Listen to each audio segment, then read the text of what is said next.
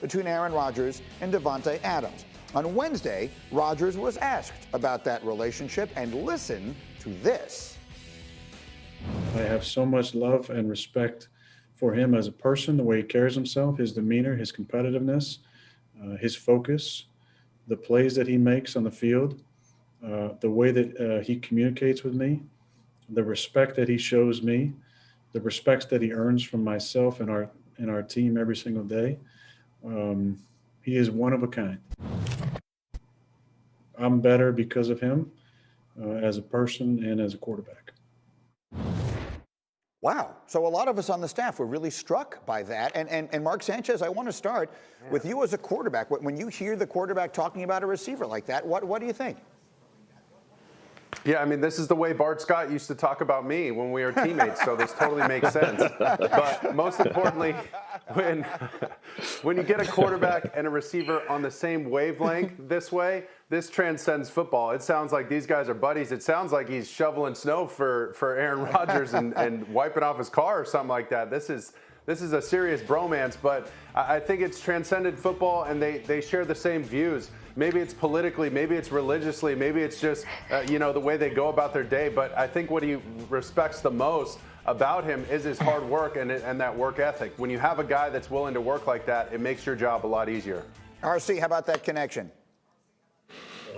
I thought it was amazing. Listen, we have seen Aaron Rodgers, say some things that may border on arrogance, but this was real. This seemed sincere. And it seemed like he was not only appreciative of what Davante Adams was as a man and as a player, but it seems like he was grateful to be a part of his journey. Like he was grateful to have him on his team. But you see this on the field. There is no one-on-one matchup that Aaron Rodgers doesn't believe that Davante Adams is going to win. The 2 interceptions he throws against the Tampa Bay Buccaneers were purely because he knew Davante Adams had one-on-one, and that was his guy, and that his guy was better than anyone else. This bodes well for these two people, but more importantly, for the Green Bay Packers and their pass game.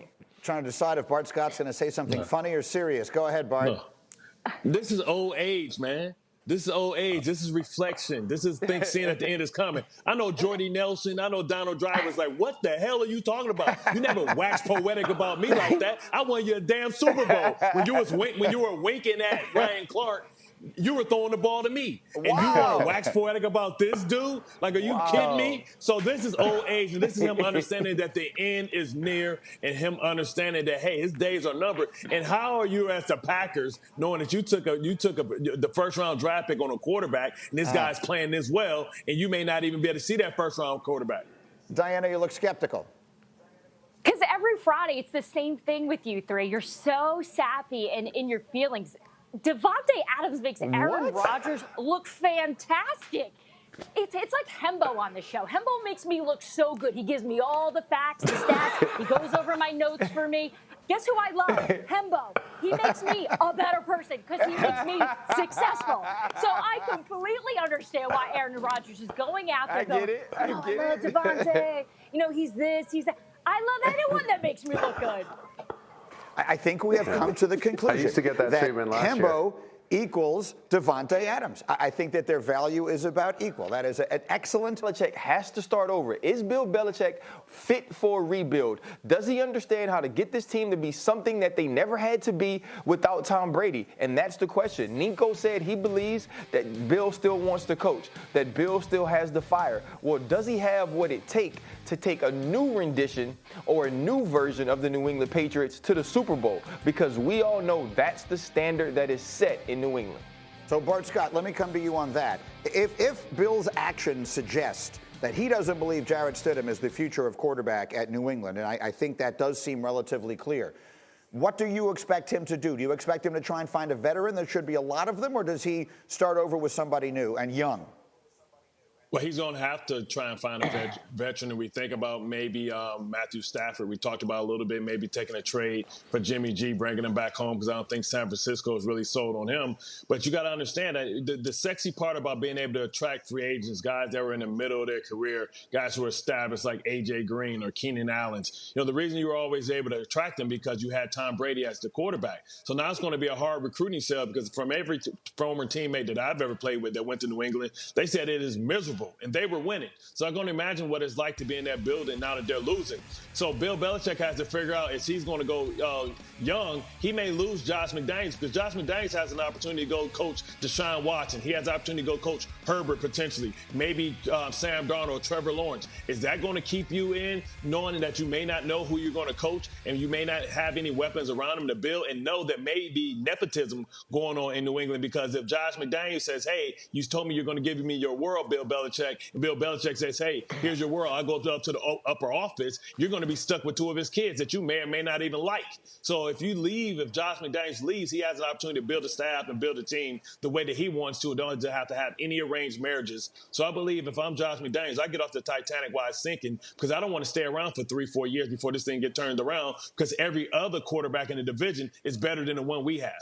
Boy, there's a lot to unpack there, but very interesting. We'll see. McDaniels, maybe something happens down in Tampa with his old quarterback. We'll keep a close eye on him. Okay, more on this one as we go. Meanwhile, let's go on the clock with a couple of the other big games of this weekend, and we'll talk about who the most important players are. And Bart, I'm coming back to you. Kansas City, Miami is an interesting game. Who's the most important player on the field? Go.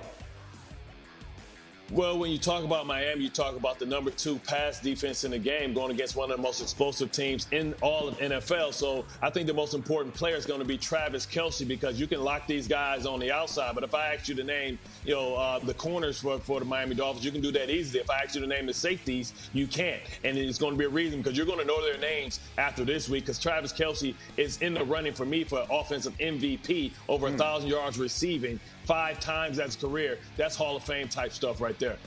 All right, very interesting. Let me go next to you, Sanchez. Colts, Raiders, with everything at stake for both teams. Who's the most important player on the field? Go. I would have said DeForest Buckner just to change it, but I can't. I got to go with the quarterback again. It's Phillip Rivers. He's beaten this team 18 times that he's faced them. That's the most by any quarterback. Thank you, Hembo, for that stat. But the most important thing for Phillip Rivers is control your emotions, because he gets mouthy, he gets fiery against Gruden and this group. But don't forget, they might be without Jacobs. They're banged up in the secondary. Abram could be out. Arnett could be out. Heath could be out. Just keep things under control. Don't start spraying the ball all over the place because you're worried about talking smack to the defense. Just play your game. The most predictable thing that we have is that Mark Sanchez will name a quarterback as the most important player pick a quarterback on the field. The next one is for you, RC. Big game, very big game in the NFC. Cardinals, Giants. Who's the most important player?